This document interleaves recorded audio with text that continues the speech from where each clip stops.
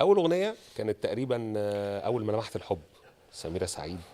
هما كلهم كانوا في نفس الوقت، يعني كله كان مع بعض. ماشيه وساعتي مش مظبوطه يا سيمون. طبعا دي الاغنيه الايقونيه لسيمون اه يعني. طبعا.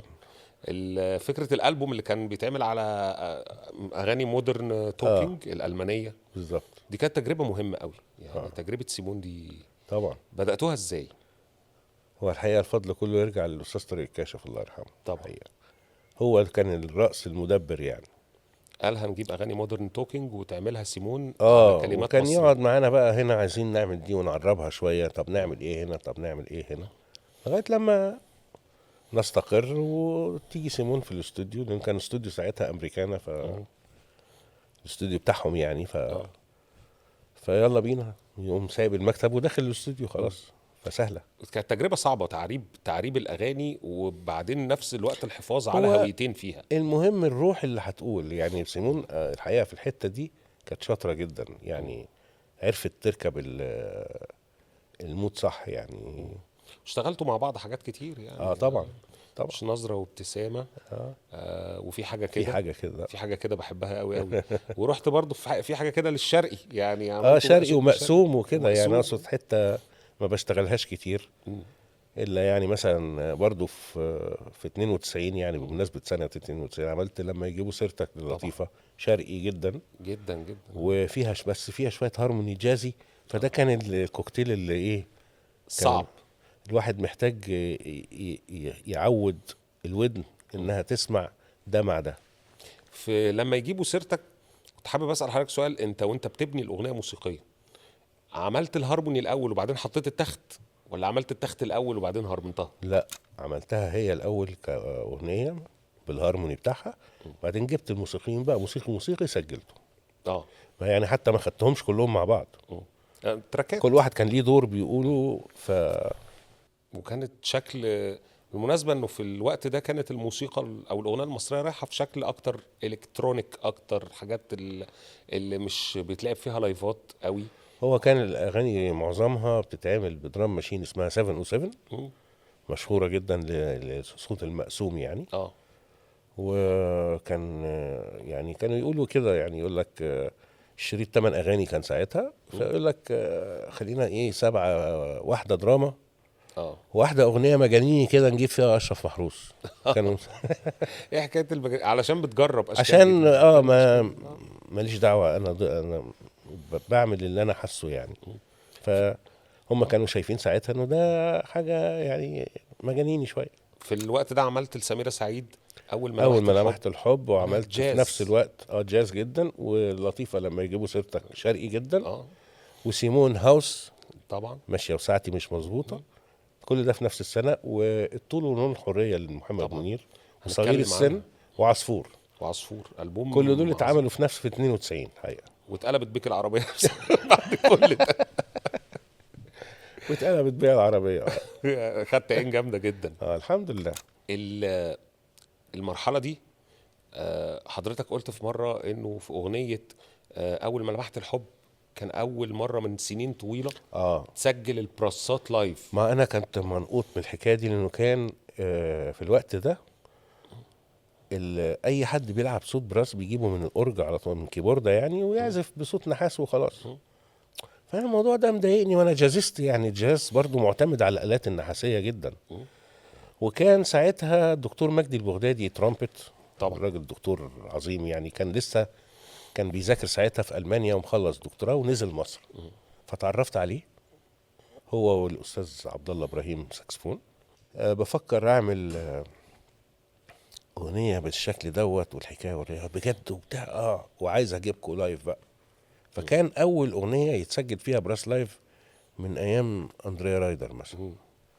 والاغنيه على فكره كلها اتسجلت لايف، يعني الدرامز لايف، البيز كونترباس كان بشير عويس لايف، لايف.